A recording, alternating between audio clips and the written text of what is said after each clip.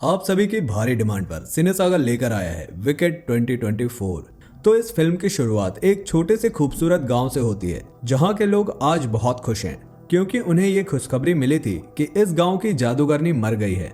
इतनी ही देर में यहाँ पर एक परी ग्लिंडा आ जाती है, जिसने इस खबर को कंफर्म किया था कि सच में वो जादूगरनी मर गई है। ये बात सुनते ही गाँव वाले झूम उठे और गांव में लगे जादूगरनी के पोस्टर्स फाड़ने लगे। अब ग्लिंडा वहां से जाने वाली थी कि तभी एक बच्ची आकर ग्लिंडा से सवाल करती है कि आखिर जादूगरनियां बनती कैसे हैं और सब उसे इतना बुरा क्यों समझते हैं। इस बच्चे का सवाल सुनकर ग्लिंडा सीरियस हो गई और उसने बच्चे को बताया कि ये जादूगरनियां बुरी नहीं होती, इन्हें बुरा बनाया जाता है। हम सबका बुरा रवैया ही इन जादूगरनियों को ऐसा बनाता है। उसके ये बात कहते ही सीन शिफ्ट हो जाता है। पास्ट में जब जादूगरनी अल्फाबा पैदा हुई थी, उसका कलर ग्रीन था, इसलिए उसके डैड गिनी जर्नल ने उसे अपनाया ही नहीं। पता चला कि वो एक जादुई बच्ची है। जब जब वो रोती थी या उसे गुस्सा आता था तो चीजें हवा में उड़ने लगती थी। अल्फाबा को उसके मॉम डैड का प्यार नहीं मिला। जैसे जैसे अल्फाबा बड़ी होती गई, उसके लिए मुश्किलें भी बड़ी होती गई। कोई उसे प्यार नहीं करता था, उसके पास नहीं रहता था। उसकी अब रोज नाम की एक बहन भी हो गई थी, जो खूबसूरत तो बहुत थी लेकिन एक पाँव से विकलांग थी। अल्फाबा अपनी बहन से बहुत प्यार करती थी। एक दिन अल्फाबा रोज और उसके दोस्तों को जब स्टोरी सुना रही थी तो सभी बच्चे उसका मजाक उड़ाने लगे। अल्फाबा को गुस्सा आ गया। उसने नीचे से अपनी मैजिकल पावर से पत्थर उठाए और उन बच्चों को मार दिया। ये खबर जैसे ही जनरल को मिली तो जनरल अल्फाबा के इस हरकत से बहुत गुस्सा हुए और अपनी बेटी रोज को वहां से ले गए, जबकि अल्फाबा वहीं अकेली रह गई। यहाँ पर सीन कट हो जाता है और हमें दोबारा ग्लिंडा और गांव वालों को दिखाया जाता है, जहां अब तक इन लोगों ने उस विच का एक बहुत बड़ा स्टैचू भी बना लिया था, जिसे ग्लिंडा जला देती है। वो दोबारा यहाँ से वापस जाने वाली थी कि तभी एक दूसरी लड़की उससे सवाल करती है कि क्या अल्फाबा उसकी दोस्त थी जो आप उसके लिए ऐसी बातें कर रही हैं। ग्लिंडा ने जवाब दिया, नहीं, शायद दोस्त नहीं थी, लेकिन मैं उसे बहुत अच्छी तरह जानती हूँ। उसके ये कहते ही हम लोग उस वक्त में चले गए थे जब अल्फाबा और ग्लिंडा साथ थी। ग्लिंडा यूनिवर्सिटी में पढ़ने के लिए आई थी। अल्फाबा भी उस दिन अपनी बहन रोज का एडमिशन करवाने आई थी, पर वो अपना एडमिशन नहीं करवा सकती थी क्योंकि जर्नल ने उसे पढ़ाई की परमिशन नहीं दी थी। अब इन सब का इंट्रोडक्शन शुरू हो जाता है, जिसके बाद एक टीचर रोज को यहाँ से लेकर जाने लगती है क्योंकि वो जर्नल की बेटी थी। अल्फाबा को यह अच्छा नहीं लगा। उसने टीचर को रोका, लेकिन टीचर ने उसकी एक नहीं सुनी और रोज को आगे की तरफ ले गई। अल्फाबा को गुस्सा आ गया और उसने अपनी पावर से रोज की व्हील चेयर को रोक दिया। उसके गुस्से में आते ही यहाँ पर हर एक चीज उड़ने लगी और ये सब देख लिया यहाँ की प्रिंसिपल ने। प्रिंसिपल जानती थी सब बच्चे अल्फाबा का जादू देखकर उसे मारने लग जाएंगे, उसे बुरा समझेंगे, इसलिए प्रिंसिपल ने ऐसा दिखाया जैसे ये जादू उन्होंने ही किया है और अल्फाबा को सब बच्चों से बचा लिया। जिसके बाद उन्होंने ग्लिंडा से कहा कि वो अल्फाबा को लेकर अपने कमरे में चली जाए। ग्लिंडा तो इस बात के लिए मान गई थी, लेकिन अल्फाबा नहीं, क्योंकि वो यहाँ पढ़ने नहीं आई थी, उसे तो वापस जाना था। अब प्रिंसिपल उसे लेकर एक अकेले कमरे में चले जाते हैं, जहाँ वो उसकी जादुई पावर्स की तारीफ करती हैं। वो उसे ये भी ऑफर देती हैं कि वो उसे पढ़ाएंगे और उसकी पावर्स को कंट्रोल करना भी सिखाएंगे। ये सुनकर अल्फाबा बहुत खुश हो जाती है और एक्साइटेड हो जाती है, लेकिन सिर्फ कुछ ही लम्हों के लिए, क्योंकि अगले ही पल उसे याद आ गया था कि उसके डैड उसे पढ़ने की इजाज़त नहीं देंगे। तब प्रिंसिपल ने उसे तसल्ली दी कि वो खुद गवर्नर से बात करके उसे यूनिवर्सिटी में एडमिशन दिलवाएंगे। अब अल्फाबा बहुत ज़्यादा खुश थी। रात में सोने के लिए जब वो ग्लिंडा के रूम में गई तो उसने देखा ग्लिंडा ने पूरे रूम में अपनी ही चीजें बिखेरी हुई थी। अल्फाबा के लिए तो कोई जगह ही नहीं थी। उसने जब अपने लिए जगह बनानी चाहिए तो ग्लिंडा ने उसे रोका और ऐसे में अल्फाबा को गुस्सा आ गया, जिसके बाद चीजें हवा में उड़ने लगी, यहाँ तक कि कांच भी गिर गया। अल्फाबा ने उसकी चीजें दूर फेंकी और अपनी जगह बनाकर सो गई। रात में भी इन्हीं सब चीजों की वजह से इनकी लड़ाई होती रही, जिसकी खबर कहीं ना कहीं बाकी स्टूडेंट्स को भी हो गई थी। इसके बाद सुबह होने पर हमने देखा कि यहाँ पर एक टीम बन गई है अल्फाबा और ग्लिंडा के खिलाफ। अल्फाबा की टीम में तो कोई नहीं रहा, सब के सब ग्लिंडा की टीम में चले गए और अल्फाबा को बुरा भला कहने लगे। मैथ्स में भी सब अल्फाबा को अकेला छोड़ देते हैं और क्लास में भी अल्फाबा का सब बच्चे मिलकर मजाक उड़ाते हैं। खैर, क्लास शुरू हो जाती है और उनको पढ़ाने के लिए एक प्रोफेसर आते हैं, जो कि एक जानवर थे। यहाँ पर प्रोफेसर जब ग्लिंडा का नाम ठीक से नहीं बोल पाते तो यहाँ पर अल्फाबा ही टीचर की साइड लेती है और उन्हें ऐसा फील करवाती है कि ये सब होना नॉर्मल है। प्रोफेसर अपना लेक्चर शुरू कर देते हैं और इन्हें बताते हैं कि एक वक्त वो भी था जब इंसान और जानवर एक साथ रहा करते थे, लेकिन फिर जब लोगों के लिए खाने की कमी हो गई तो इंसानों ने जानवरों को अपने मतलब के लिए मारना शुरू कर दिया। और फिर एक दौर वो भी आ गया जब इंसानों ने जानवरों को अपने साथ नहीं बल्कि अपने नीचे गुलाम रखने का फैसला किया। अभी प्रोफेसर लेक्चर दे ही रहे थे कि इसी दरमियान प्रोफेसर ने देखा कि अब भी लेक्चर में जानवरों के खिलाफ ही बातें हो रही हैं। वो दुखी होकर वहां से चले गए। अल्फाबा को ये देखकर उनका दुख समझ आया, क्योंकि अल्फाबा को भी कभी उसका हक नहीं दिया गया था। अल्फाबा प्रोफेसर के साथ गई और उसने प्रोफेसर से दोस्ती कर ली। यहाँ पर सीन कट होकर दिखाया जाता है। अब प्रिंसिपल ने अल्फाबा की ट्रेनिंग भी शुरू कर दी थी, जिसमें उसे अपनी मैजिकल पावर को कंट्रोल करना सीखना था। अल्फाबा अपनी पावर से चीजों को ठीक से उठा लेती है, लेकिन जैसे ही उसे गुस्सा आता है सारी चीजें तहस नहस होने लगती हैं। ये देखकर प्रिंसिपल गुस्सा होने के बजाय खुश होती हैं, ये देखते हुए कि उसकी पावर्स बहुत ज्यादा हैं। रात में जब अल्फाबा दोबारा प्रोफेसर के पास आने वाली थी, तब उसने सुना कि टीचर अपने लोगों से कह रहे थे कि अब हमें अपना सामान पैक करके यहाँ से चलना होगा। अब हमारी यहाँ पे कोई जगह नहीं है। वो दिन दूर नहीं जब इंसान हमें मार देंगे। ये सुनकर अल्फाबा उदास हो गई। वो वहां से जाने ही वाली थी कि प्रोफेसर ने उसे देख लिया और अंदर बुला लिया। प्रोफेसर उसे बहुत प्यार दे रहे थे। ये देखते हुए अल्फाबा ने उससे प्रॉमिस किया कि मैं आप लोगों की मदद जरूर करूंगी और आप लोगों को आपका हक दिलवा कर रहूंगी। ये कहने के बाद अल्फाबा यहाँ से चली गई जंगल की तरफ, जहाँ जंगल में उसकी मुलाकात हो गई एक लड़के से जो घोड़े पे यहाँ की तरफ आ रहा था। अल्फाबा को देखकर वो डर गया और यहाँ हमें पता चला कि वो प्रिंस था। दूसरी तरफ यूनिवर्सिटी में भी प्रिंस के आने के चर्चे होने लगते हैं और ग्लिंडा खूब अच्छे से तैयार होती है प्रिंस को इम्प्रेस करने के लिए। प्रिंस यूनिवर्सिटी में आकर ज्यादा किसी को भाव नहीं दे रहा था, लेकिन ग्लिंडा जो कि यूनिवर्सिटी की ब्राइट और सबसे खूबसूरत स्टूडेंट थी और बार बार प्रिंस को इम्प्रेस करने की कोशिश भी कर रही थी, तो आखिर प्रिंस उससे दोस्ती कर ही लेते हैं और वो प्रिंस को लेकर आती है लाइब्रेरी में, जहां आकर हमें पता चलता है कि प्रिंस की आदतें तो बहुत बिगड़ी हुई हैं और वो यहाँ पर भी रूल्स तोड़ने लगता है और बुक्स के ऊपर चढ़ जाता है, जिसकी वजह से लाइब्रेरियन उसके ऊपर गुस्सा हो जाती है। लाइब्रेरियन को चिढ़ाने के लिए प्रिंस ने यहाँ गाना शुरू कर दिया। ग्लिंडा के साथ साथ सभी प्रिंस के साथ गाना गाने लगते हैं और यहाँ एंजॉय करने लगते हैं, सिवाय अल्फाबा के। अगले सीन में हमें दिखाया जाता है कि एक लड़का ग्लिंडा को प्रॉम पार्टी के लिए इनवाइट करता है, लेकिन ग्लिंडा तो प्रिंस के साथ जाना चाहती थी, इसलिए ग्लिंडा ने उसे रोज के साथ जाने का ऑफर दिया। रोज तो लड़के के इनवाइट करने पे बहुत खुश हो गई और जैसे ही ये बात उसने अल्फाबा को बताई तो अल्फाबा ने रोज को जाने से मना किया, क्योंकि उसे लग रहा था कि इसके पीछे ग्लिंडा की कोई चाल होगी। पर रोज ये बात कहाँ समझने वाली थी, वो तो अल्फाबा से मना करने पर गुस्सा हो गई। यहाँ पर दिखाया गया कि ग्लिंडा भी प्रॉम पार्टी में जाने के लिए बहुत अच्छे से तैयार हो रही थी और तभी यहाँ पर अल्फाबा भी आ गई। ग्लिंडा के फ्रेंड्स को ग्लिंडा के सामान में से एक बहुत ही अजीब कैप मिली।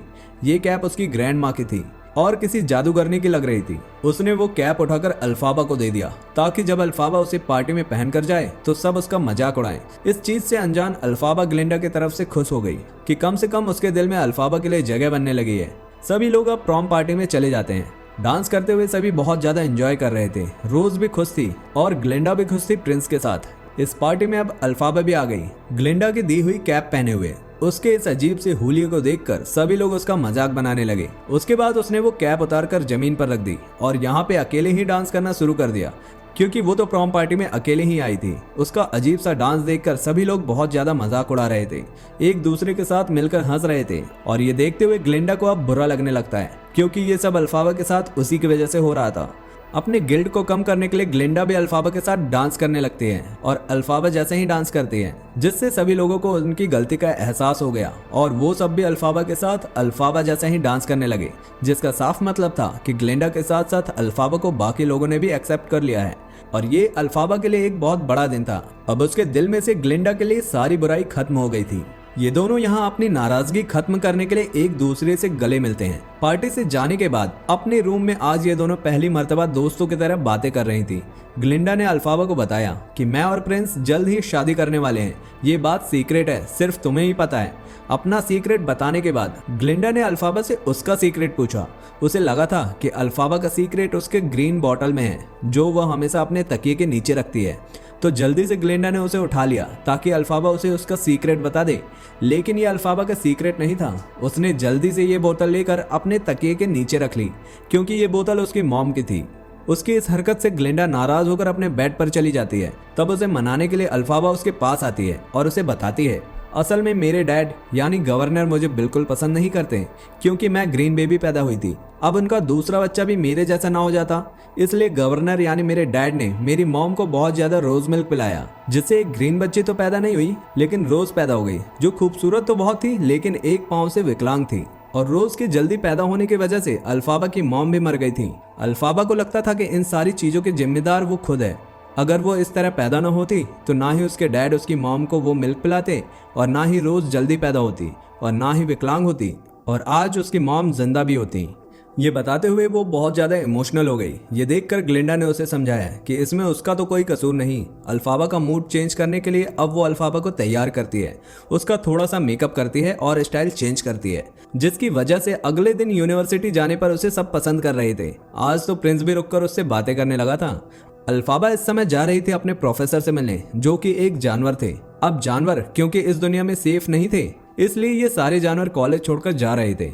आज उनकी आखिरी क्लास थी, लेकिन इससे पहले कि वो यहाँ से चले जाते, एक टीचर यहाँ सिक्योरिटी गार्ड के साथ आती है और उन्हें जबरदस्ती उठवा लेती है। अल्फाबा को ये देखकर बहुत बुरा लगता है।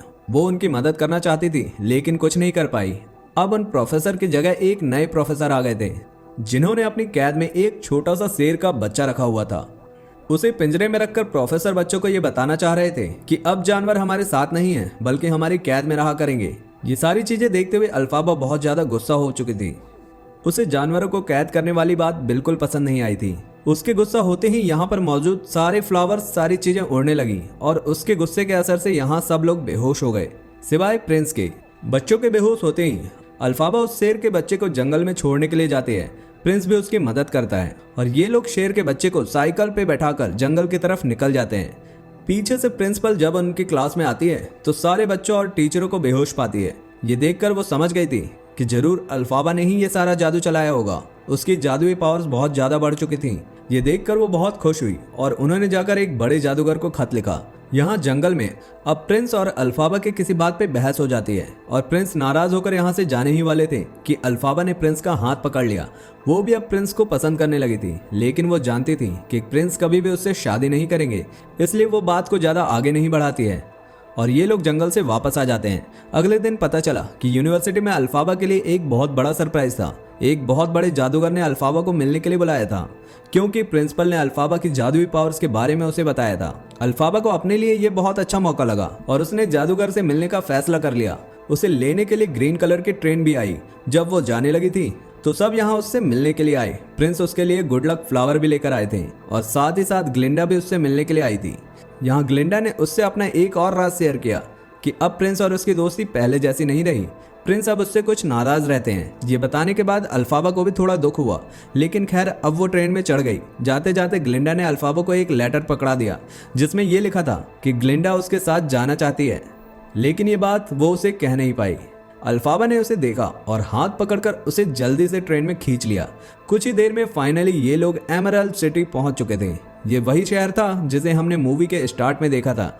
यहाँ पर उन दोनों को बहुत अच्छे से वेलकम किया जाता है। सभी लोग उनके लिए डांस करते हैं और फाइनली अब उन्हें अंदर लेकर आया जाता है। इन्हें पता चलता है कि ये जादुई शहर था जहाँ पर इन्हें एक मैजिक शो देखने को मिला, और इस शो के बाद फाइनली जादूगर यानी विजर्ड उनके सामने आ गया। ये विजर्ड अल्फाबा को अपने साथ ले जाता है और इस शहर का फ्यूचर दिखाता है जो उसने डिजाइन किया था। वो शहर काफी खूबसूरत लग रहा था। अल्फाबा जादूगर को सजेस्ट करती है कि आप इन गलियों को येलो कलर कर दें, यानी रोशनियों से भर दें। जादूगर ये भी कर देता है। अब यहाँ जादूगर इसी शहर के पास अल्फाबा को अल्फाबा का एक छोटा सा पुतला भी दिखाता है, जो ये शो कर रहा था कि इस शहर के ऊपर अल्फाबा हुकूमत करेगी।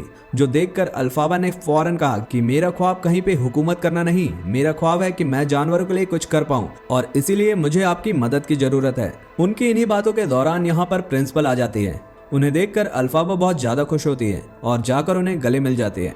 यहाँ पर इनकी बात चल ही रही थी कि अल्फाबा बताती है कि वो जानवरों के लिए कुछ करना चाहती थी। अब यहाँ पर एक बंदर जादूगर के कहने पे एक जादुई किताब से कपड़ा उठाता है, जिसके बाद जादूगर अल्फाबा से कहते हैं कि इस बंदर को उड़ने का बहुत शौक है और इस मंत्र से तुम उसे पंख दे सकती हो। उनके कहने पर अल्फाबा वो मंत्र पढ़ती है और आश्चर्यजनक रूप से जादू काम भी कर जाता है। अल्फाबा खुश थी कि उसने जानवरों के लिए कुछ किया था, लेकिन जब उसने देखा कि उसके जादू करने के बाद बंदर दर्द से तड़पने लगा है और उसकी पीठ पर से पंख आने लगे हैं, तो वो डर गई और वो इस जादू को बंद करना चाहती थी। लेकिन जब उसने अपने मंत्र को उल्टा पढ़ा तब भी वो जादू रिवर्स नहीं हुआ। गुस्से में आकर उसने जादूगर से इस जादू को दोबारा बंद करने को कहा तब जादूगर ने बताया कि उसकी भी जादुई पावर्स इतनी ज्यादा नहीं है कि वो इस किताब के मंत्रों को पढ़ पाए, और ये काम अल्फाबा ने कर लिया था। तो इसका मतलब था कि अल्फाबा की ताकतें बहुत ज्यादा हैं और अब ये सब जो कुछ हो रहा है इसे कोई भी चाहकर नहीं रोक सकता। ये सुनकर अल्फाबा और भी ज्यादा दुखी हो जाती है क्योंकि वो करना कुछ चाहती थी और हो कुछ गया था। बाहर जाकर जब उसने देखा तो पूरी बंदरों की फौज दर्द से तड़प रही थी और उनके पीठ पर पंख आ रहे थे। ये देखकर वो समझ गई कि असल में जादूगर और प्रिंसिपल ने मिलकर उसे फंसाया है। असल में ये दोनों ही जानवरों को पसंद नहीं करते थे और जानवरों को अपना गुलाम बनाना चाहते थे, जिसके लिए उन्होंने भोली भाली अल्फाबा का इस्तेमाल किया। ये जानकर अल्फाबा को गुस्सा आ गया और वो जादुई किताब लेकर यहाँ से भागने का फैसला करती है। उसको भागता हुआ देखकर प्रिंसिपल ग्लिंडा को जादू सीखने का ऑफर देती है और उसे कहती है इसके बदले तुम्हें सिर्फ अल्फाबा को यहाँ लाना होगा। ग्लिंडा को भी ये मौका अच्छा लगा और वो अल्फाबा को पकड़ने के लिए उसके पीछे भागी। अब यहाँ जिन बंदरों की फौज को पर मिल चुके थे, प्रिंसिपल उन सभी बंदरों को उड़ाकर अल्फाबा को ढूंढ कर लाने के लिए कहती है। यहाँ पर जादूगर भी अपने खास कमरे में जाकर अपने खास गार्ड को अल्फाबा को ढूंढने पर लगा देता है। ग्लिंडा, जो कि हर हाल में जादूगर बनने का मौका नहीं गंवाना चाहती थी, वो अब अल्फाबा के करीब पहुंच चुकी थी। वो अल्फाबा को रोक रही थी कि अल्फाबा ना जाए, लेकिन अल्फाबा को जाना था। वो इस टाइम एक ऐसे कमरे में आ चुकी थी जहाँ पे एक हॉट एयर बलून था। उसमें बैठकर वो यहाँ से भाग जाना चाहती थी, लेकिन तब तक जादूगर के बहुत से आदमी उनको पकड़ने के लिए यहाँ आ गए। लेकिन उससे पहले कि अल्फाबा उस हॉट एयर बलून के अंदर बैठकर वहाँ से जाने लगी, इससे पहले कि वो निकल पाती, ऊपर से महल की छत को बंद कर दिया जाता है, जिससे उनका हॉट एयर बलून फट जाता है और वहाँ पे आग लग जाती है। अल्फाबा और ग्लिंडा नीचे गिरकर एक कमरे में फंस गए, जहाँ ग्लिंडा ने अल्फाबा को समझाया कि ये एक अच्छा मौका है, तुम्हें सब कुछ मिल रहा है, तुम क्यों नहीं उनका ऑफर कबूल कर रही हो। जिस पर गुस्से में अल्फाबा कहती है मेरा सपना किसी पर हुकूमत करना नहीं, मुझे हमेशा से जानवर के लिए कुछ अच्छा करना था।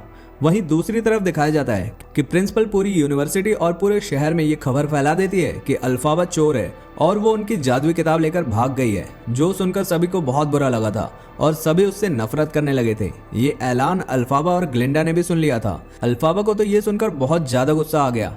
तब ग्लिंडा ने उसे समझाया कि तुम गुस्सा थूक दो और जाकर प्रिंसिपल से माफी मांग लो, सब पहले जैसा हो जाएगा। लेकिन अल्फाबा अब वापस नहीं जाना चाहती थी। उसने अब उस जादुई किताब में से एक मंत्र पढ़ना शुरू किया। ग्लिंडा उसे रोकती रही, लेकिन उस मंत्र की वजह से उसके पास एक जादुई झाड़ू आ गई, जिस झाड़ू को लेकर वो यहाँ से उड़ गई।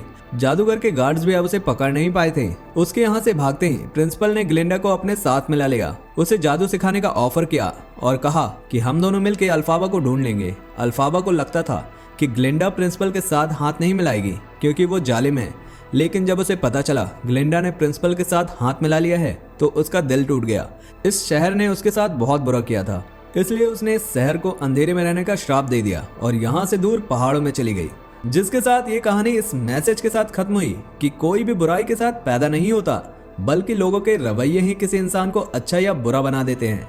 और एंड में हमें ये भी पता चल जाता है कि आखिर गांव वाले अल्फाबा के मरने पे खुश क्यों हुए थे, क्योंकि अल्फाबा के मरने से उनके शहर का श्राप टूट गया था।